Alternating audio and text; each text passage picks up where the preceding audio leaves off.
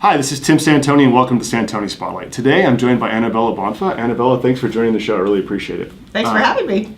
Before we get started, maybe give our viewers a little bit of context of your professional career history, what got you to be where you are today, so we have some context for the conversation. Believe it or not, I joined my law office when I was 17 years old. Oh. Receptionist. And I moved my way up through life, pretty much through high school, college, and law school. Then took the bar exam, passed the bar exam, practiced for a couple of years at my current firm, and then I got stolen away for about 12 years by the opponent and came back 6 years ago. So you worked on both sides, sounds like plaintiff and defense. I have. And so now you're, the intriguing part about your practice now, I think, is trade secret defense and kind of business litigation. But give us a sense of what that means in today's world, just for people that may not understand what trade secret or, business lit entails. Let me tell you about a case I worked on, because I think it'll give you a pretty good idea. I represented a company that had a guy, Mike, that was a sales manager for like 17 years. And he decided to leave the company, which is great, except that before he left the company, he gave access to the confidential information of my client, a big database, to 7 IT guys that worked for the new company he was going to be joining in 2 months. So they basically went in, sucked out all the information, and started using the information, the prices, to undercut my client's prices. So that's like the classic trade secret case, stealing information. Pretty direct example. Where oh yeah, it was pretty folly. Yeah. Gotcha.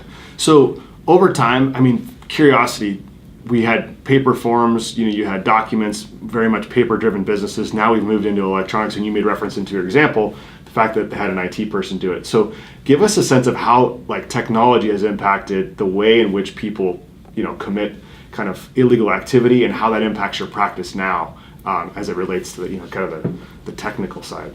Well, the old-fashioned days, you had the Rolodex, and you had banker's boxes of documents, and people would sneak out the banker's boxes, some way, somehow, out the door. But now everything, like you said, is, it's on your iPhone, it's on your Samsung, and all the information is usually in a database. So now when people steal information, the way they do it is they actually take the information, they put it into an email, and they'll email it to their home, or they'll download it into Dropbox or some other platform where they can steal the information. So it's actually gotten a lot easier to steal information. Right.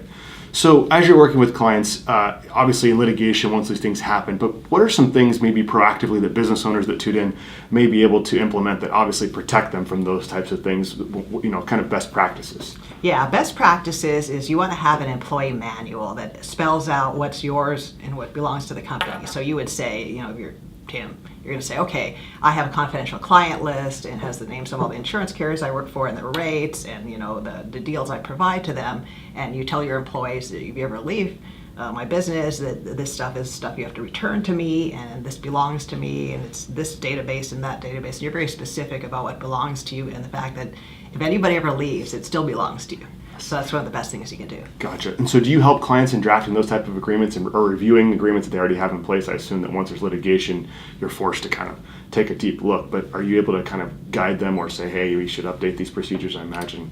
I do, but usually since I'm a litigator, I'm involved, either they've been sued or I'm representing the people that have left the company that don't want to be sued. They're actually going to a competitor and they're trying to protect themselves from this kind of litigation. So I tend to do a lot more consulting with the people that are leaving than the company. Gotcha. So what, in a typical scenario where you gave the example of Mike, he left, he extracted some information, he went to the competitor. Maybe explain, a little bit about the fallout. What is involved for that employer that hired Mike, right, knowingly or unknowingly, if you took that information, and then what happens to Mike and the company after someone like yourself gets a hold of it? And my guess is that in this situation, it's pretty, pretty favorable result based on what the evidence and information that you were able to uncover and use. Yeah, it was very favorable. What happened is that when Mike left the company and gave us access, now these days, since things aren't in banker's boxes, we would take an image of the computer. So we basically duplicate his computer he was working on, and we're able to figure out what he's been accessing. So, if he's, the last days there, he's been accessing 20,000 files and downloading them with clients with pricing information. That's the stuff we're going to center on, and then we're going to sue Mike and his new employer, because the new employer in this case was complicit. We didn't know that. Oh, okay. A little later, but we suspected. And they took over all the clients quickly over a space of 2 or 3 weeks. And then, after we sued the new employer, then, they started defending them, defending Mike, and hence it went on. But getting the smoking gun, the stolen information, is half the battle in these cases. Gotcha. So in that case, what ends up to Mike? Does he get fired? Like, what? I mean, what?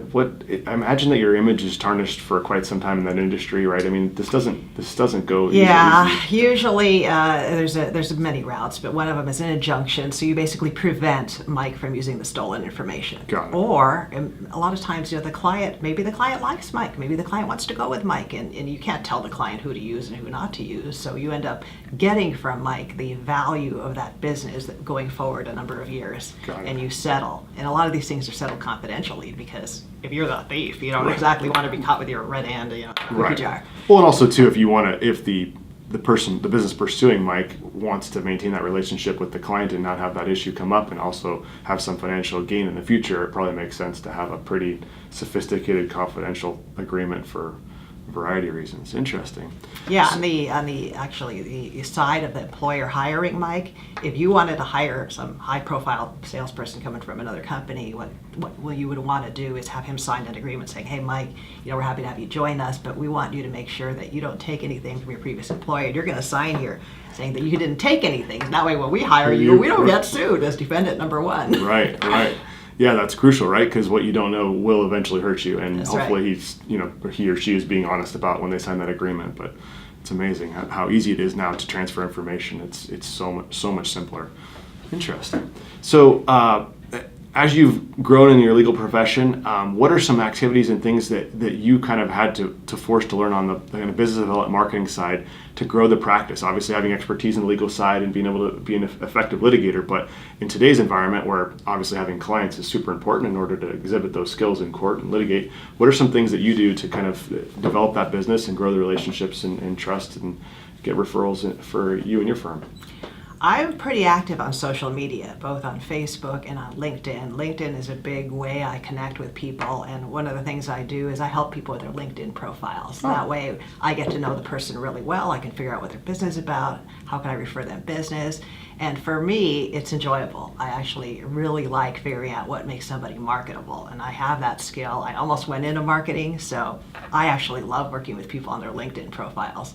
And then I'm able to highlight them, the people I like to do business with or want to do business with. And I think marketing other people actually helps you market your own practice. Sure. That's a great tactic. Yeah, I think LinkedIn is super important.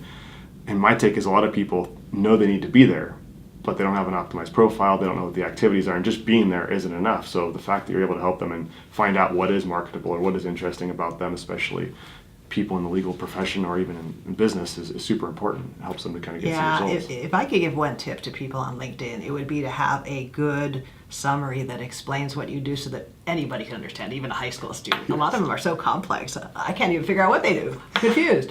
Get rid of those acronyms and those big words right. and break it down so that, That's right. Yeah. So that, I mean, the key there is, right, if you can't understand and comprehend what someone does, it makes it virtually impossible to either refer to them as an expert in their field or to refer them to people in your network, because you're like, well, I don't know what that means, right? And don't want to create that situation. Interesting. I do a lot of speaking engagements. Oh, nice. I speak on, to businesses about how to protect your information, or to salespeople about how to leave the company cleanly so you won't be a defendant, that kind of stuff. So you don't get a letter from you. you? Interesting. So when you're not spending your time defending employers and speaking, what do you like to spend your free time?